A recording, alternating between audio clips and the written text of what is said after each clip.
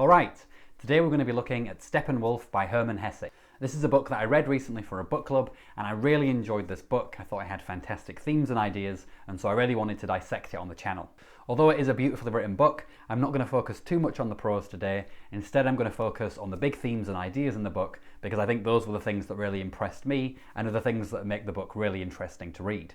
If you enjoy books that focus on people's personalities and human psychology, then I think you'll definitely enjoy this book. Hesse uses this book to cast doubt on very simplistic analyses of human nature, usually in terms of things like people's wild side and their more civilized side. And instead the book advocates embracing all the very complex and messy aspects of your personality. It's also a book that explores the complex relationship between decadence and hedonism on the one side and high values and moralism on the other. And so it's these themes I'm going to be discussing in the video, but first let's get on with the summary. Part 1, Summary. Harry Horler is a 47-year-old failed academic, living a pitiful existence. His marriage has fallen apart, he has a lover who he sees only rarely, and spends most of his days all alone, despising the world and its base indulgences of wine, drugs, and jazz music. In his detachment, Harry has come to theorise that he is not fully human. A part of him is a creature that he calls Steppenwolf, a wolfish creature who represents his savage nature and disdain for humanity. The other part of him is Harry, and this is the part of him that seeks culture, society, and love. Harry believes that these two sides of him are in a constant battle, and he has come to believe that his only way out of this pitiless existence is suicide. And yet he keeps on, clinging stubbornly to his evil days of inward emptiness and despair. Harry's miserly existence changes when he meets a woman called Hermione, who seems to understand and even identify with him. Through Hermione and her friends, Harry tries to reconcile himself back to himself and humanity. Part 2. The complexity of human personality. So probably the thing that really attracted me to this book was its very complex understanding of human personality. Obviously the story centres on Harry Horler, who sees himself as divided between the Steppenwolf and himself. The Steppenwolf being this wild, more primitive side, and himself being this person who subscribes to high moral values and high art. But the story itself shows a lot of different perspectives on human personality and what it means to have one. It does this by giving us a few different perspectives in the story, and a few different perspectives on Harry himself. First of all, the novel is told using a framing device in which the nephew of Harry's landlady introduces Harry the character. And Harry's story in his narrative is essentially like a found manuscript that the nephew found and is now being published. And so in the first part of the story we have the nephew introducing this manuscript of Harry's and also introducing Harry, obviously through his perspective of Harry rather than Harry's own. The nephew basically sees Harry as a bit of a sympathetic weirdo. He's not the kind of person that he thinks he'd want to hang out with because Harry seems a bit decadent, a bit kind of down on his luck. But at the same time, he doesn't think that he's a terrible person, and he does have a bit of empathy for him, although it's definitely the kind of patronising sort of, oh, poor him kind of empathy, rather than a genuine empathy, because he doesn't really do anything to help Harry. So that's his perspective of Harry, as just sort of a pathetic drunk who's a bit of a mess and down on his luck. Then you have this third perspective on Harry and personalities in general, and this comes from a text that Harry finds in the book called the Steppenwolf Tract. And this is essentially another book that gets found, and this basically is a study of the Steppenwolf personality, what it means to have that personality, and also seems to be a study of Harry as well. And essentially this tract argues that this idea of splitting yourself up into these two sides is actually quite limited, because actually human personality is a lot more complex than just two sides. And actually there are hundreds of different potentialities that you can be, and that people who kind of set themselves up in these binary terms are actually limiting themselves, and it's not actually a good thing to do. This tract basically sets out the main message of the story, which is that you can't just reduce your personality to just two things, because actually you're a much more complex being than that. And this is confirmed when we get to the end of the story, when Harry goes into this magic dream theatre and things start to get weird and psychedelic. Basically this magical theatre is Harry's mind, and he's gone into his mind and now he's seeing and confronting many of the problems that exist in his mind. There are lots of different things that go on in this part of the book, but one of the key parts of the book is when he goes into a room where there is a chess player playing a game of chess with loads of different pieces. And these pieces are meant to represent different aspects of the personality. And the chess player basically tells Harry that what he should do in his life is jumble up these pieces and keep playing the game in very different ways, using very different combinations. Basically, he needs to stop just seeing himself as this binary personality with just two sides, and instead just take the bag of all of his messy aspects to him, juggle them up and just play and see what happens. I found this part of the story really interesting because I think that this is something that we all do. We all like to describe our personalities usually in terms of only one or two or three things. You know, you might say that you're, a bit of a grumpy person, but then you can be quite kind sometimes, and these two things are in conflict with each other. Or maybe you're quite compassionate, but also you have a short temper, and these two things are in conflict with each other. And usually we do that, if someone asks you to describe a friend, you're not going to describe them in much detail. You're probably going to stick them and categorize them in terms of just a couple of things. And that is a useful thing to do, right? Because if you don't describe people and you don't think about people in that way, then how are you ever going to be able to talk about them? But at the same time, there is a danger in this, in that you can actually become quite limited as a person if you start to really believe in this very strict and limited description of yourself. And this is certainly what we see with Harry as a character. He's someone who genuinely believes that he's part wolf, part human, and this is really damaging to him. He's really depressed, he's really miserable. And so what Harry has to learn is that he needs to just be more open and see all the potentialities for who he can be, rather than just seeing himself in this very limited way. What's also very clever about the book is that structurally, it takes the reader through a very similar process. As I've said, the novel starts with this framing device where you have the nephew casting judgment on Harry and seeing him in one light. And then after this framing device ends, you get a little bit from Harry's perspective and you get to see how he sees himself, which is a little bit more complex than how the nephew sees him, but it's still very limited. And then you get this tract which has the even more complex perspective of personality, which is that actually there are many sides to a person, not just two, not just one. And so as the story progresses, because of the framing device, you also then, as a reader, follow that narrative. You become more aware of all the different aspects and features of a person. In fact, this strategy reminded me a lot of Wuthering Heights and how Bronte uses the different perspectives in that story to make the reader get a sense for how you can tell a story from one point of view, but actually there can be multiple different perspectives of that story, and it's only really by appreciating all these very different perspectives that you can actually kind of hone in on what's actually happening. And it seems like Steppenwolf is doing a very similar thing, although here the theme is the personality, so it's more internal, whereas Wuthering Heights is more about events happening. But I really like that. I like how the structure of the story is mirroring the main theme of the story, which is kind of taking you from a very simplistic analysis of a human being and then slowly taking things to a more complex level as we progress through the story. Part 3. An Existential Crisis. So anyone that's been on the channel for a while will know that as a rule, I tend to prefer stories that are more psychological, that focus on individuals and what's going on in their heads, because I just find that really interesting, and I think you get very interesting prose when people try and kind of work out what goes on in the mind, because it can be quite crazy in there. Fortunately for me, Steppenwolf is definitely one of those stories, and it's probably one of the reasons why I enjoy it so much. As much as Harry's story is about embracing these various aspects of his personality, it's also a story about overcoming depression and a sense of loss and isolation. And I think that Hesse does a very good job of making a character who is very self-pitying and depressed, sympathetic, and also showing a very realistic journey for them getting better as the story goes by. So in this section, I want to talk a little bit about Harry, his depression and self-pity, and how that ties to some of the bigger themes that I talked about in the last section. So in the context of the story, Harry's self-pity and his depression seems to be rooted in two main things. Firstly, you have his characterization of himself, which limits him, as we've already talked about. And secondly, he's just a bit stuck up his own arse. And these two things are actually connected to each other as well. Harry is definitely a bit of an elitist snob.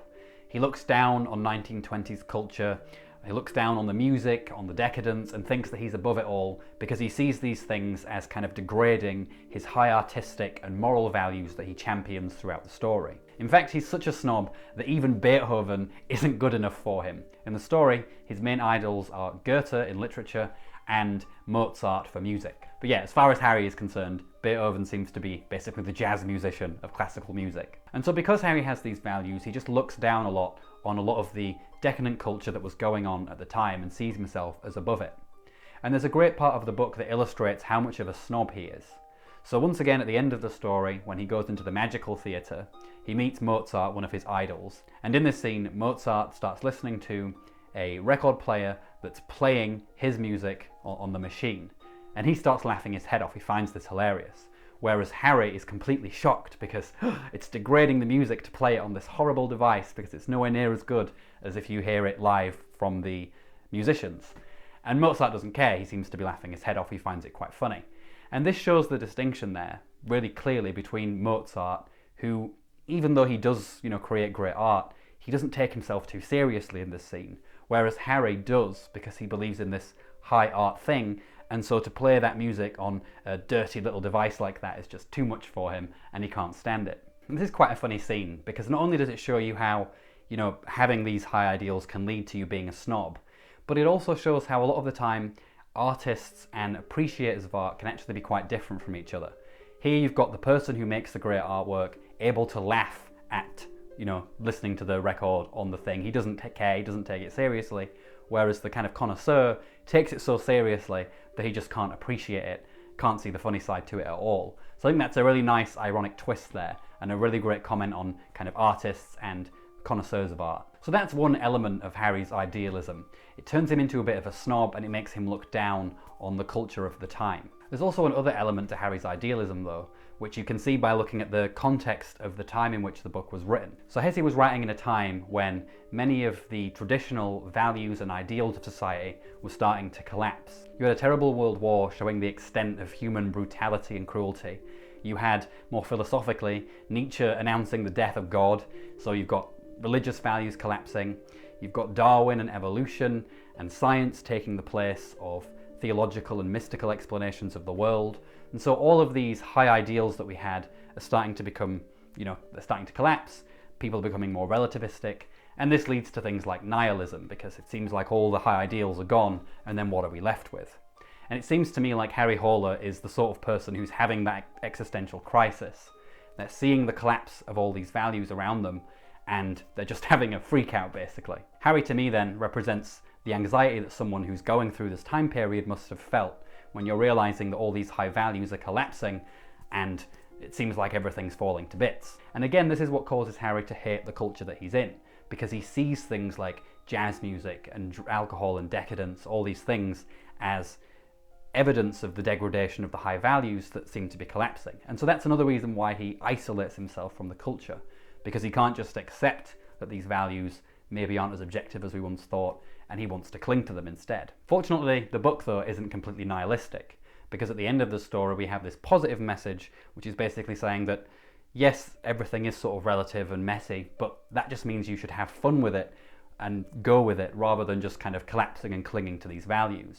Again though, whether or not this is possible, who knows, because Harry doesn't do it, and the story leaves it open as to whether you could do it, which I really like. I think these themes make the book even more relevant today, perhaps, when we still seem to be going, or some people still seem to be going, through that kind of crisis and collapse. It certainly must have been a lot easier when we could be very confident in things like objective morality and everyone kind of broadly agreed, but unfortunately that's just not the way things seem to be today.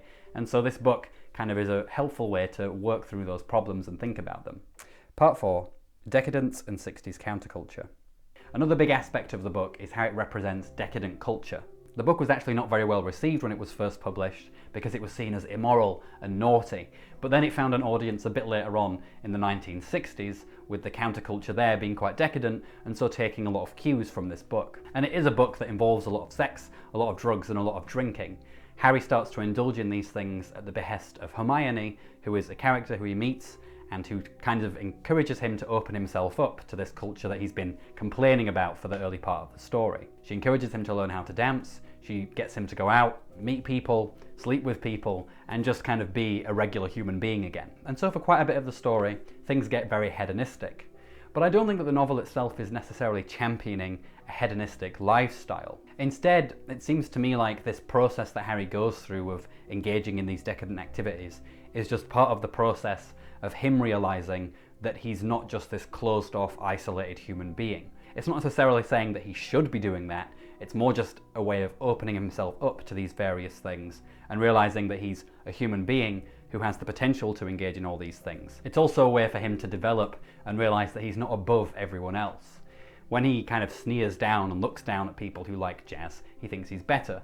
But when he starts to engage in it and see that it's actually quite enjoyable to be in that environment, he starts to see himself more as a human being and with everyone else, and starts to look down on people a little bit less. And I quite like the message there, because the story isn't saying necessarily that you should always indulge in these things, but it's kind of this idea that in indulging in these things, it can actually be quite good in the short term as a part of the process to kind of reconnecting with humanity and people, rather than kind of being closed off and snobbish, which Harry is in the early parts of the story. Part 5. Ambiguity, fantasy and reality.